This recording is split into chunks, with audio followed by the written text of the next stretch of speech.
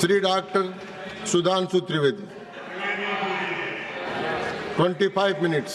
माननीय सभापति महोदय, मैं आज का प्रारंभ जो नेता प्रतिपक्ष जी ने शुरुआत की थी वहां से करना चाहूंगा। आज 16 दिसंबर है और आज के दिन भारत की ऐतिहासिक विजय का वो दिन है जिसके लिए मैं स्मरण करना चाहूंगा उन सभी पात्रों को जिन्होंने ऐतिहासिक विजय में बड़ी भूमिका निभाई, चाहे ढाका में पैराट्रूपर्स को लीड करने वाले जनरल जे जैकब या chief of the eastern command general Jagjit Singh Arora या भारत के चीफ उस समय सैम मानेकशॉ और श्रीमती इंदिरा गांधी। और यह समय याद भी दिलाता है कि जब कोई ऐसा वक्त आता है तो उस समय हमारे नेता और उस समय नेता प्रतिपक्ष अटल जी ने इंदिरा जी की तारीफ करके कहा था कि हम सरकार के साथ खड़े हुए हैं। तो विपक्ष को याद रखना चाहिए कि किस ढंग से समर्थन किया जाता है। परंतु मुझे एक याद आता है कि आज इंदिरा जी की आत्मा जहां कहीं भी होगी तो वो बड़ी अचंभित और स्तब्ध हो जाती होगी कि ये वही पार्टी है और ये वही परिवार है जिसके नेता के बारे में पाकिस्तान का पूर्व मंत्री फवाद चौधरी समर्थन करता है। और ये वो है जो कहता था मैंने पुलवामा में घुस के मारा है, जिनके बारे में ख्वाजा आसिफ उनके रक्षा मंत्री समर्थन करते हैं, जिनके बारे में पूर्व प्रधानमंत्री उनके Imran Khan floor of the house पे बोलते हैं, और सर जिनका नाम यूएन में उनके डोजियर में लिखा जाता है। तो मुझे लगता मैं इंदिरा जी को इन्हीं शब्दों में श्रद्धांजलि दे सकता हूं कि बूढ़ा वंश इंदिरा जी का उपजा ऐसा लाल, इज्जत सारी डुबो गई है ऐसा किया कमाल। अब मैं आगे कहना चाहता हूं सर, मगर एक इस सदन में जब हम 75 वर्ष के ऊपर एकत्र हैं तो शायद 75 वर्ष के इतिहास का वो सबसे ऐतिहासिक मौका था। तो मैं ये कहना सर आपके लिए आगे सुनिए सर, आप अरे लीजिए आप सुनिए, मैं एक बताना चाहता हूं सर, एक महत्वपूर्ण बात थी, एक महत्वपूर्ण बात यह थी कि एक तरफ 7th फ्लीट भेजा गया था और चंद दिनों के अंदर अमेरिका ने मान्यता भी दे दी थी। हमने 93,000 प्रिजनर ऑफ वॉर छोड़े मगर पीओके में कुछ नहीं कर पाए। चलिए वो एक अलग बात है। हमारे 54 प्रिजनर ऑफ वॉर पाकिस्तान में थे, वो नहीं मिल पाए। ये मुझे आज तक आश्चर्य है कि 93,000 दे के 54 नहीं ले पाए। सुलह की कौन सी शक्ल सुमरती रही। तो मैं इनकी पॉलिसी के लिए कहना चाहूंगा, अरे आपके नेताओं के लिए बोल रहा हूं, एक पंक्ति में कह रहा हूं, सुनिए, अरे बात तो सुनिए, काहे परेशान हो रहे हैं। मैं कह रहा हूं चीन छीन देश का गुलाब ले गया। पंडित नेहरू के लिए वो गुलाब का फूल लगाते थे। चीन छीन देश का गुलाब ले गया, ताशकंद में वतन का लाल सो गया, और ये सुलह की शक्ल को संवारते रहे और जीतने के बाद बाजी हारते रहे। अब मैं आज के विषय पे आता हूं, संविधान के संदर्भ में। अभी अभिषेक मनु सिंघवी जी जो बहुत ये बहुत, कृपया आप बैठ जाए। अरे भैया सब दिखाई पड़ रहा है। देखिए मैंने तो इनके नेताओं की तारीफ की, फिर भी नहीं हजम हो पा रही है इनसे, इसीलिए मैं कह रहा हूं। अब सुनिए, आज के हम संविधान के विषय पे आते हैं तो संविधान का सबसे पहला वाक्य है, कृपया बैठिए। द पीपल ऑफ इंडिया, हम भारत के लोग। सभापति महोदय, अगर हम लोग और भारत इन 3 शब्दों का अर्थ समझ लें तो संविधान निर्माताओं का मूल भाव समझा जा सकता है। मगर अफसोस सर्वाधिक भ्रम इसी विषय को लेकर किया जाता है। अभी अभिषेक मनु सिंघवी जी ने बोला और कई वक्ताओं ने बोला कि ये बात का आशंका थी कि हम सरवाइव करेंगे कि नहीं डेमोक्रेसी में, मगर हम सरवाइव करने वाली बात नहीं। मैं आज के समय में अपने विपक्षी दलों से कहता हूं, पूरे ईस्टर्न हेमिस्फीयर में उठा के देखिए, बड़े देशों में sustainable absolute and vibrant democracy सिर्फ भारत है, और जापान और ऑस्ट्रेलिया तो कॉन्स्टिट्यूशनल मोनार्की हैं। तो पूरे पूर्वी गोलार्ध में यदि देखा जाए तो absolute democracy, vibrant democracy, consistent democracy सिर्फ भारत है। और यह भी समझना चाहिए, आज डेमोक्रेसी के अंडर में सर 34% पॉपुलेशन है विश्व की, जिसमें 17% अकेले हम हैं। We are the defenders of democracy in the entire world. कोई और नहीं है जिसे दूसरे नेता जाकर समझते होंगे। परंतु मैं यह भी बताना चाहता हूं, हम डेमोक्रेसी में सरवाइव किए हैं तो यह कोई अनायास नहीं। कॉन्स्टिट्यूएंट असेंबली की डिबेट में डॉक्टर राधाकृष्णन ने कहा था, मैं कोट करता हूं, कि गणतांत्रिक व्यवस्था इस देश के लिए कोई नया प्रयोग नहीं है, यह इतिहास के आरंभ काल से भारत की व्यवस्था में थी। मैं बाबा साहब अंबेडकर को कोट करना चाहूंगा, उन्होंने कहा लोकतंत्र की अवधारणा भारत के लिए कोई बाहर की अवधारणा नहीं है, it's not an align object. यह कोई अपरिचित चीज नहीं है, प्राचीन काल से भारत की व्यवस्थाओं में निहित थी, और उन्होंने बौद्ध संघों का उल्लेख किया। और मैं अपने सम्मानी मित्रों से कहना चाहता हूं, लोकतंत्र की व्यवस्था भारत में कहां से थी? 12वीं शताब्दी के कर्नाटक में भगवान वासवन्ना के अनुभव मंडपों को देखिए। चोल साम्राज्य में 8वीं और 9वीं शताब्दी में इलेक्टेड गांव के प्रतिनिधि होते थे, 6 कमेटियां होती थी जो इलेक्टेड ढंग से काम चलाती थी। उसके पीछे जाइए तो वैशाली का गणराज्य, जिसका उल्लेख हमारे जदयू के अध्यक्ष जी ने भी किया, और उसके पीछे जाइए तो वैदिक काल में सभा और समितियां बैठकर इसी लोकतांत्रिक व्यवस्था के तहत कार्य किया करती थी। तो बाबा साहब अंबेडकर जो ड्राफ्टिंग कमेटी के चेयरमैन थे, अगर उन्होंने इन सारी परंपराओं के चित्र उसमें रखे हैं, इसका अर्थ हुआ कि भारत की डेमोक्रेसी मूल रूप में वहां से आती है। वैसे मैं एक और चीज कोट कर दूं, भारत रत्न पूर्व राष्ट्रपति डॉक्टर प्रणब मुखर्जी जी ने भी जून 2018 में आरएसएस हेडक्वार्टर पे अपने भाषण में कहा था कि भारत ही लोकतंत्र का मूल है और वैशाली का गणराज्य विश्व का पहला गणराज्य था। अब मैं बताना चाहता हूं कि हम भारत कैसा है, क्योंकि हमारे विरोधी लोगों को थोड़ा विदेश की बात ज्यादा समझ में आती है, तो देश क्या कहता है उससे ज्यादा समझिए विदेश क्या कहता है। और मैं सिर्फ 2 ही बड़े लोगों के नाम लूंगा। चाइना, मैं कहता हूं कोई भी जाके चेक करे, चाइना में एंशिएंट चाइनीज में भारत का नाम क्या है? ट्यानजाओ, TIANZHOU। जाऊ शब्द वहां पर केंद्र के लिए प्रयोग होता है, जैसे हमारी भारत में पुर, जयपुर, नागपुर, कानपुर वगैरह वगैरह। अब टियानजाओ अगर आप जाके आज सर्च करेंगे तो विकिपीडिया में कुछ उन्होंने घपला कर रखा है, सीधे सीधे लिख के नहीं आता, पर चाइनीज भाषा की डिक्शनरी में जाइए, TIN, टियान का अर्थ है हेवन और जाऊ का अर्थ है केंद्र। तो चाइना के एंशिएंट में माना जाता था भारत क्या है? It is the centre of heaven. Ancient Japanese में भारत का नाम है Tenjiku, that is the centre of heaven. और ये कहते देश ही नहीं था, और चीन भी कह रहा है और जापान भी कह रहे हैं कि ये देश तो वो है जो स्वर्ग का केंद्र था। अब मैं बताना चाहता हूं, मिडिल ईस्ट में, अरब में 8वीं और 10वीं शताब्दी में जितने भी बड़े बड़े अरब के राइटर्स हुए हैं, चाहे इब्ने असीर हो, इब्ने कसीर हो, इब्ने तबरी हो, इब्ने खल्दून हो, उन्होंने क्या लिखा है? अजीदुल रिहल उल इलामीन बिल इलादुल हिंद, यानी when I look towards the India the cool breeze of knowledge comes to us. तो इधर का भी, पूरब का भी बता दिया, पश्चिम का भी बता दिया, मगर हम क्या करें? ऑर्थर शोपेनहावर ने लिखा इंडिया के लिए कि यहां पर product of highest human wisdom की ऊपनिषदिक फिलॉसफी आई है। ये हमारा देश था, मगर अफसोस आज भी लोग ये कहते हैं कि जब माननीय प्रधानमंत्री जी ये कहते हैं कि Bharat is a mother of democracy, तो ये संविधान की मूल भावना के अनुरूप कहते हैं, मगर अभी भी कहीं कहीं लोगों को डिफेंडर्स ऑफ डेमोक्रेसी कहीं और से नजर आते हैं। इसलिए हमारे इस देश के लिए सभापति महोदय क्या कहा जाता था? गायन्ति देवः किल गीत कानी धन्यास्तुते भारत भूमि भागा स्वर्गा पवर्गास्पद भाग हेतु भवंति भूयः पुरुषा सुरत्वात्। अर्थात ये भारत भूमि धन्य है, देवता जिसकी स्तुति में गीत गाते हैं, क्योंकि स्वर्ग में रहने के बाद भी मनुष्य के रूप में जन्म लेने को यहां लालायित रहते हैं, क्योंकि हम मोक्ष भूमि है। और वैसे ऑन द लाइटर नोट मैं कहना चाहूंगा, जो लोग मानते नहीं है कि भारत डेमोक्रेसी कि वो कहते हैं इंग्लैंड के मैग्ना कार्टा 1215 से आया था, वो इंग्लैंड को मानते मदर ऑफ डेमोक्रेसी। तो सभापति महोदय मैं कहना चाहूंगा कि इंग्लैंड के पूर्व प्रधानमंत्री की मदर इन लॉ हमारी इसी सदन की सदस्य हैं, तो मदर ऑफ डेमोक्रेसी ना मानो तो mother in law of democracy ही मान लेना चाहिए। अब मैं ये कहना चाहता हूं महोदय कि ये देश कैसे एक था जो वी द पीपुल कहा गया है। मैं बताना चाहता हूं कि जब माननीय प्रधानमंत्री जी ने श्री राम जन्मभूमि का उद्घाटन करना था, तो उससे पहले वो दक्षिण के जिन मंदिरों में गए थे उसमें से एक तमिलनाडु का श्रीरंगम मंदिर है। उस श्रीरंगम मंदिर का महत्ता क्या है? यह माना जाता है कि अयोध्या के जो कुल देवता हैं भगवान विष्णु, वो श्रीरंगम के रूप में वहां विद्यमान हैं, क्योंकि जब उन्हें युद्ध करना था, विभीषण का राज्याभिषेक करना था, तो अपने कुल देवता को वहां स्थापित किया। समझिए, अयोध्या के वो नरेश हैं, पर कुल देवता तमिलनाडु में है। देश इस प्रकार से जुड़ता है। भगवान कृष्ण ने अपना शरीर छोड़ा द्वारका में और हृदय उनका जगन्नाथपुरी में है। देश इस तरीके से जुड़ता है। इसके बावजूद लोगों को समझ में नहीं आता कि ये देश कभी जुड़ता था। तो मैं कहना चाहता हूं, आज भी कभी जब आप पूजा करते हैं तो हाथ में जब जल लेते हैं तो पंडित क्या बोलते हैं? गंगे च यमुने च गोदावरी सरस्वती नर्मदे सिंधु कावेरी जलेस्मिन् सन्निधिं कुरु। देश की सारी नदियों का स्मरण हो जाता है। इस प्रकार से देश एक संकल्प के थ्रू आकर एक प्रकार से जुड़ता है।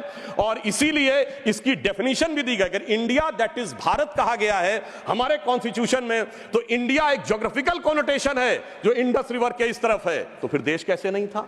और भारत के बारे में कहा गया है उत्तरम यद समुद्र से दक्षिणम च हिमाद्री वर्षम यद भारत नाम भारतीय से संतति। पूरे भारत की डेफिनेशन दी गई है जो समुद्र के उत्तर में और हिमालय के दक्षिण में है। मगर हम क्या बताएं कि अभी भी लोगों के दिमाग में वो विचार है। अब मैं अगले विषय के ऊपर आता हूं। स्वतंत्रता आंदोलन, कांग्रेस बहुत दावा करती है कि उसने स्वतंत्रता आंदोलन में बड़ा काम किया। निश्चित रूप से योगदान था कांग्रेस के बड़े नेताओं का, हम इसको नकारते नहीं हैं। परंतु उस योगदान के बाद उस योगदान में कितना मिष्ठान्न लेने का प्रयास हुआ, यह मैं कांग्रेस के एक नेता कोट करना चाहता हूं। आप सबने बड़ा प्रसिद्ध गीत सुना होगा, कदम कदम बढ़ाए जा खुशी के गीत गाए जा, जो आजाद फौज का गीत था। इसको लिखने वाले थे बंशीधर शुक्ल। वो कांग्रेस के नेता थे। 42 में भारत छोड़ो आंदोलन के वजह से उनको निकाल दिया गया नौकरी से। वो लखनऊ में आकाशवाणी में कार्य करते थे।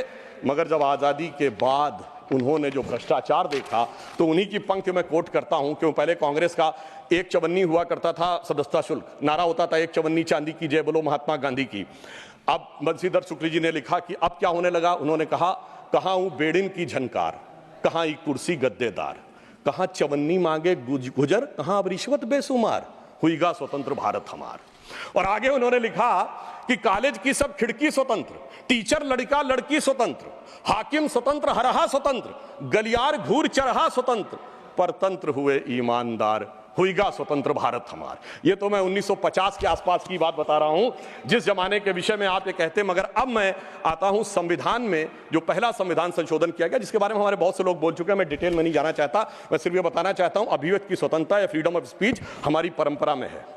और परंपरा जिस सीमा से है, मैं चुनौती से कहता हूं, दुनिया में कोई कंट्री, कोई सिविलाइजेशन नहीं हो सकता। हमारे यदि एक तरफ यह माना गया है कि वेद ब्रह्म वाक्य है, वेद वाक्यम जनार्दनम, तो यहीं पर एक ऐसा भी संप्रदाय हुआ जिसने कहा त्रया वेदस्य कर्तारा धूर्तो भांड निशाचरा।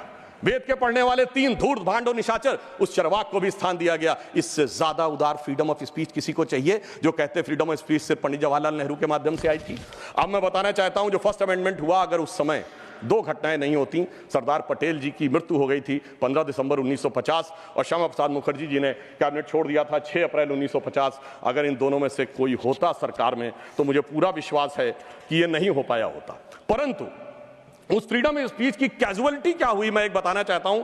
बाबा साहब अंबेडकर ने जब 6 अक्टूबर 1951 को अपना इस्तीफा दिया है, जयराम रमेश जी ने वो बात ठीक कही थी कि उसका उपलब्ध है सरकार के आंकड़े में भी। मगर मैं कोर्ट, हाँ वो जी बिल्कुल है, ये है सर, ये है। मगर अब मैं कोट करना चाहता हूं कि बाबा साहब अंबेडकर ने के बारे में पद्म भूषण धनंजय कीर ने, जो कि इंदिरा जी की सरकार के द्वारा पद्म भूषण प्राप्त है, सबसे ऑथेंटिक बाबा साहब की जिन्होंने ऑटोबायोग्राफी लिखी, उन्होंने लिखा 10 अक्टूबर 1951 को लोकसभा में बोलने के लिए खड़े हुए। उनसे कहा गया मुझे अपना बयान प्रस्तुत करने की अनुमति दी जाए। तो उपसभापति ने कहा कि श्रीमान अंबेडकर, अगर आप अपने भाषण की कॉपी हमें पहले दे दी होती तो हम अनुमति दे सकते थे, आप चाहें तो 6 बजे के बयान अपना बयान दे सकते हैं। सभापति की बात सुनकर अंबेडकर जी को अचरज हुआ और धक्का लगा। उन्होंने कहा, क्या अंबेडकर, तो एक संसद सदस्य श्री कुंजरू और श्री कामत ने उपसभापति से पूछा, क्या अंबेडकर के भाषण की जांच की जाएगी? इस पर उपसभापति ने कहा, मुझे देखना जरूरी है, इस पर ध्यान देने की जरूरत है। डॉक्टर अंबेडकर के बयान में कुछ अप्रासंगिक या बदनामी करने वाली बात तो नहीं है। तब डॉक्टर अंबेडकर ने गरज कर कहा कि मैं इस तरह की तानाशाही के आगे नहीं झुकूंगा, और यह कहकर वो सदन के बाहर चले गए और प्रेस में उन्होंने अपना वक्तव्य जारी किया। अब मैं दूसरा एक उदाहरण देना चाहता हूं। जो ये लोग बहुत बात करते हैं कि डॉक्टर अंबेडकर के विषय में इनके क्या विचार थे, मैंने अंबेडकर जी का विचार कोट किया। अब मैं कोट कर रहा हूं जवाहरलाल नेहरू जी का विचार, किसी अन्य का नहीं। जवाहरलाल नेहरू जी ने 16 जनवरी 1952 को चुनावों के उपरांत एडविना माउंटबेटन को पत्र लिखा। उसमें एक लाइन है, मैं कोट कर रहा हूं और सोर्स भी कोट करूंगा। On the other hand, in Bombay city and to the large extent in Bombay province, our success has been greater than expected. यानी वो चुनाव में विजय पर खुशी जाहिर कर रहे हैं। और आगे क्या कह रहे हैं? Ambedkar has been dropped out, यानी प्रसन्नता है कि अंबेडकर जी चुनाव हार गए। फिर मैं पूरा पत्र नहीं पढ़ रहा हूं, इसी पत्र में वो आगे लिखते हैं, the socialist combined with Ambedkar's party and thereby they lost their repute, यानी अंबेडकर जी की पार्टी से जुड़कर उनकी प्रतिष्ठा कम हो गई। और महत्वपूर्ण बात मैं ध्यान देना चाहूंगा सदन का, आगे वो कहते हैं, but Ambedkar has combined with Hindu communalist, यानी वो कह रहे हैं अंबेडकर जी हिंदूवादियों के साथ आ गए थे। सर सोर्स है selected works of Jawaharlal Nehru series 2 volume 17 page number 35 to 37। मुझे लगता है शायद बहुत से बक्से जिनकी मांग की गई है वो इसीलिए हटा लिए गए हों कि हर बक्सा अंदर से बोलता हो कि बैठा हूं दिल में इतने राज छुपाए, जरा सा होठ हिले तो न जाने कितनों के दिल डगमगाए। अब मैं आगे ये बताना चाहता हूं सर, फ्रीडम ऑफ स्पीच को, वो विषय तो बहुतों ने कहा इमरजेंसी का, मैं आगे का विषय बताना चाहता हूं। इस देश में फ्रीडम ऑफ स्पीच को कर्टेल करने के लिए कॉन्स्टिट्यूशनल अमेंडमेंट लाया गया जो कभी हो नहीं पाया। वो था पोस्ट ऑफिस अमेंडमेंट बिल 1986, जिसमें अधिकार सरकार ने लिया था कि वो जिसकी चिट्ठी चाहे खोल के पढ़ सकती है और उसमें आपत्तिजनक हो तो उस पर कार्रवाई कर सकती है। जैसे कोई आज ये कहे कि व्हाट्सएप ईमेल मैसेज आपके कोई भी सरकार पढ़ सकती है और पढ़ने के बाद कार्रवाई कर सकती है, वो तो भला हो यानी जैल सिंह जी का जो उस समय राष्ट्रपति थे, जिन्होंने उस संवैधानिक व्यवस्था का उपयोग किया कि उन्होंने उसे वापस ही नहीं किया, इसलिए वो कभी वास्तविक अर्थों में आ नहीं पाया। दूसरा, मैं राजीव गांधी जी के समय का कोट करना चाहता हूं। 29 अगस्त 1988 को एंटी डिफेमेशन बिल आया, यानी कोई सरकार की आलोचना करेगा तो उस पर कार्रवाई होगी, मगर उस समय प्रबल विरोध के चलते हुए वो नहीं हो पाया। फिर मैं बताना चाहता हूं डॉक्टर मनमोहन सिंह जी ने आईटी एक्ट 2000 में सेक्शन 68A को अमेंड किया, जो सुप्रीम कोर्ट के द्वारा स्ट्रक डाउन कर दिया गया। अब इसके उपरांत मैं ये भी बताना चाहता हूं कि जो संवैधानिक व्यवस्था थी वन नेशन वन इलेक्शन की, ये टूटी कहां से थी? जब कांग्रेस में अंतरात्मा की आवाज जाग गई थी। 67 तक सारे इलेक्शन एक साथ होते थे।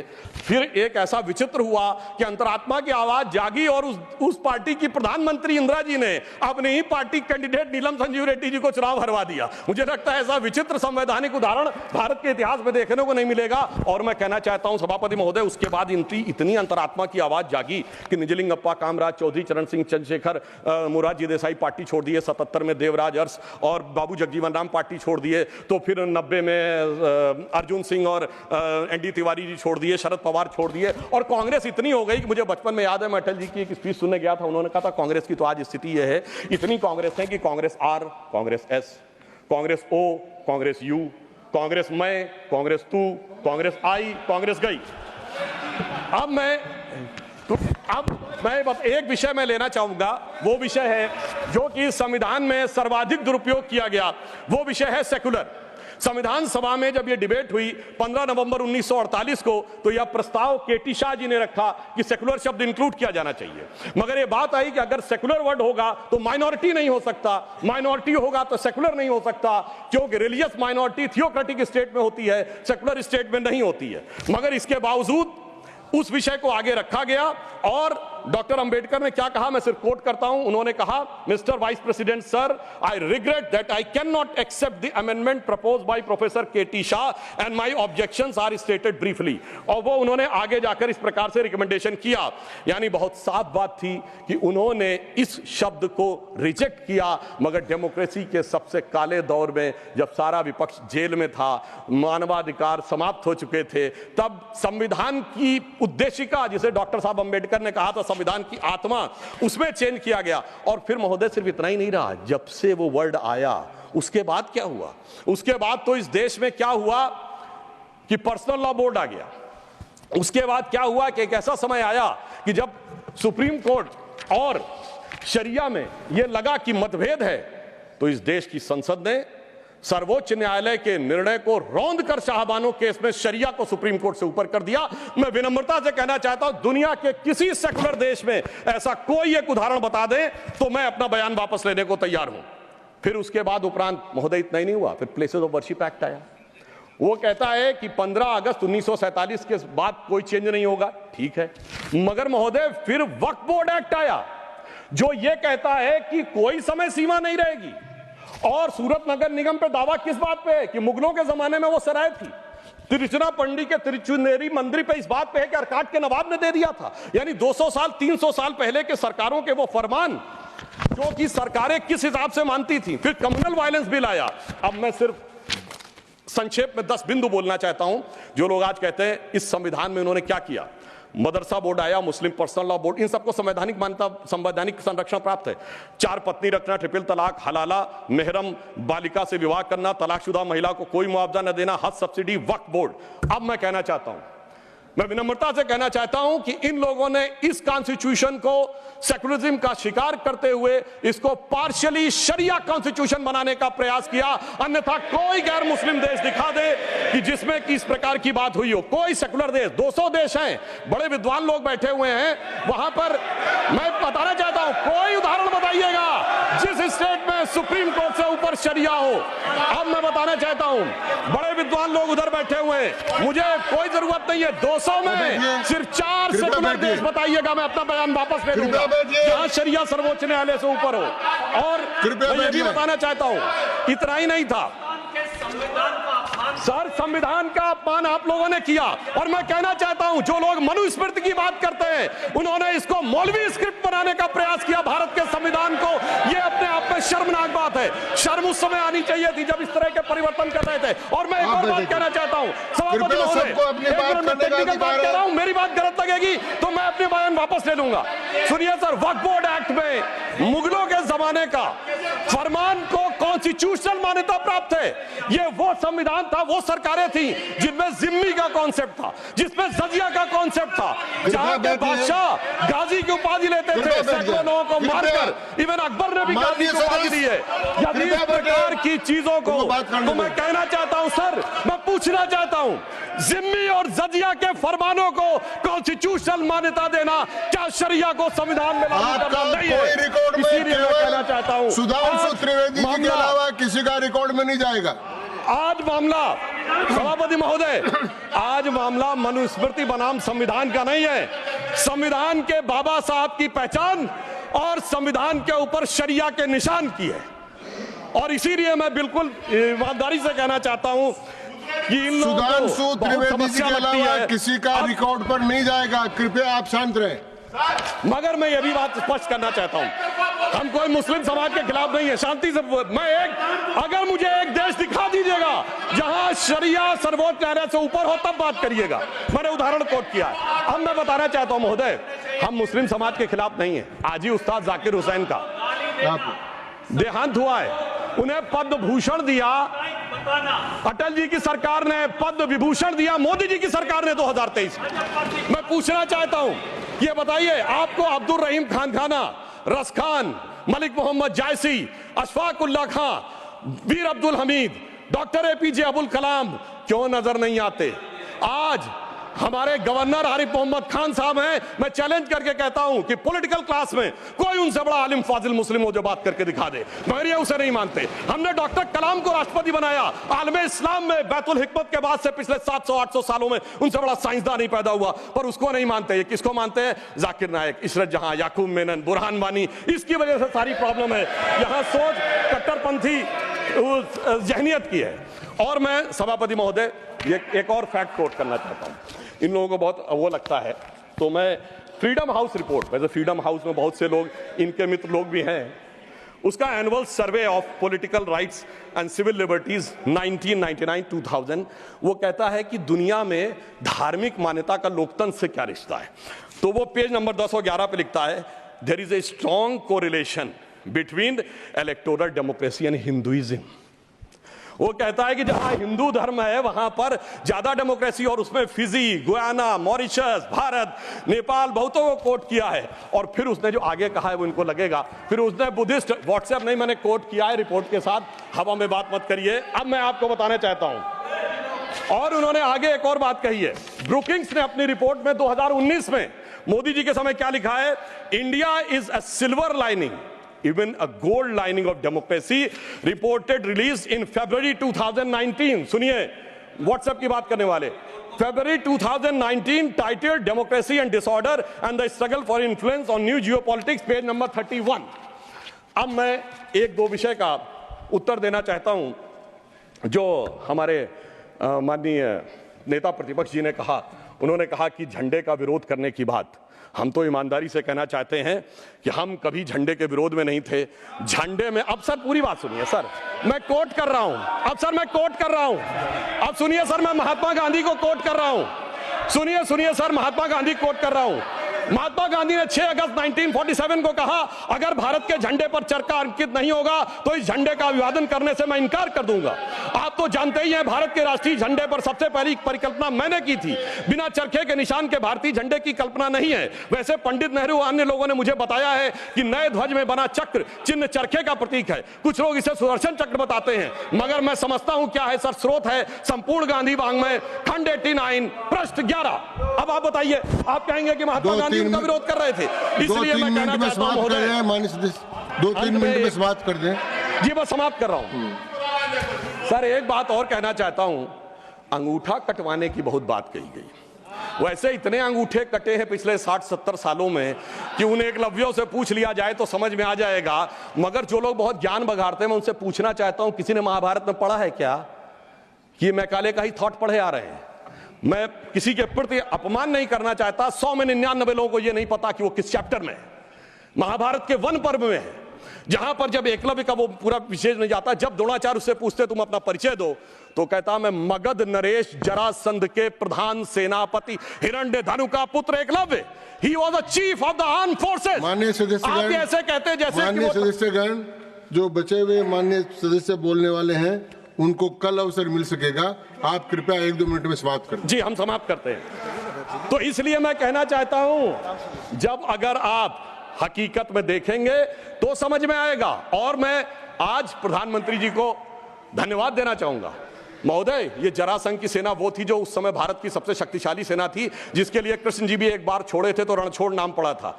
अगर ट्राइबल उसका चीफ था, यह भी तो पूरी बात बताओ। और आज 5000 साल के बाद जब महामहिम राष्ट्रपति ट्राइबल समाज से हैं, तो पहली बार तीनों सेनाओं का सर्वोच्च अध्यक्ष एक बार पुनः ट्राइबल हुआ है। तो मुझे लगता है भारत की परंपरा को सही ढंग से समझने का एक अवसर मिला है। इसलिए मैं कहना चाहता हूं सभापति महोदय, बस 1-2 लाइन में समाप्त करता हूं। अगर महाभारत ही पढ़ना है तो महर्षि वेदव्यास की दृष्टि से पढ़ो, विदुर की दृष्टि से पढ़ो, शकुनी की दृष्टि से पढ़ोगे, भाइयों को लड़ाने वाले शकुनी की दृष्टि से, तो यही नजर आएगा। मगर क्या बताएं सभापति महोदय, ये भाइयों में लड़ाने वाले शकुनी, भाइयों में लड़ाने वाले मंथरा की मनोवृत्ति इतनी व्याप्त हो गई है देश में कि आज इस देश को, और मैं एक पॉइंट और कहना चाहता हूं सर, कमिटेड जुडिशरी की तो बहुत बात की गई, पर इस देश में एक ऐसा उदाहरण भी हुआ है जब एक जज कांग्रेस का नेता रहने के बाद जज हो गया। सर 1962 से 68 तक जस्टिस बेहरुल इस्लाम राज्यसभा में कांग्रेस के सदस्य रहे।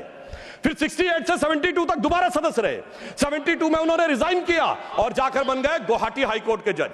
फिर वो वहां बने चीफ जस्टिस गुवाहाटी हाईकोर्ट में। उसके बाद महोदय उन्होंने रिजाइन किया और बरपेटा से कांग्रेस का टिकट मिला। अब वो टिकट इलेक्शन काउंटर मांड हो गया। 84 में फिर राज्यसभा के सदस्य बन गए। अरे भाई, इस्तीफे के बाद आप बहुत कहेंगे कि जो राज्यसभा में आए कांग्रेस के नेता सांसद रहने के बाद, और उन्हें सुप्रीम कोर्ट का जज 8 महीने के गैप के बाद बनाया गया। मुझे लगता संविधान का इससे बड़ा अपमान नहीं हो सकता था जो हमें देखने को मिला। और अंत में सभापति महोदय, मैं सिर्फ यह कहना चाहूंगा एक पंक्ति में कि भारत की लोगों के बारे में एक विचार करिए। कुंभ का मेला होने जा रहा है, जो दुनिया का सबसे बड़ा ऑर्गेनाइजेशन है, और ये किस साइंटिफिक आधार पे होता है? जुपिटर के 12 साल के सर्किल पे। अरे उन्हें तो 200-300 साल पहले जुपिटर के सर्किल का नहीं पता था, हम हजारों साल से आ रहे हैं। मगर क्या बताएं महोदय, जिनकी सोच ही देश के लिए अलग है। तो मैं अंत में कहना चाहूंगा उनके लिए, हम लोग कभी एक गीत गाते थे जब हमारी सरकार नहीं थी, उगा सूर्य कैसा कहो मुक्ति का ये, उजाला करोड़ों घरों में न पहुंचा। तो मैं उनके लिए कहना चाहता हूं, न संयम व्यवस्था न एकात्मता है, भरी है अभी तक मनों में गुलामी, वही राग अंग्रेजियत का पुराना, सुनाते बड़े लोग नामी गिरामी, प्रजातंत्र की धार उतनी गगन से मगर निर्जन सागरों तक न पहुंचा, उगा सूर्य कैसा कहो मुक्ति का ये। अंत में मैं एक पंक्ति कहकर समाप्त करता हूं। सर, इन्होंने जितना भी विभाजन क्रिएट करने का प्रयास करें, पर हम उस सिद्धांत को मानते हैं कि जाति, वर्ग और प्रांत भेद के भ्रम को दूर भगाता है। सबके मन का भाव एक है, सबकी भारत माता है, अनेकता में ऐक्य मंत्र को जन जन फिर अपनाता है। देखो प्यारा देश हमारा आगे बढ़ता जाता है। धन्यवाद। The house stands adjourned to meet at 11 AM on Tuesday, the 17th December 2024। धन्यवाद।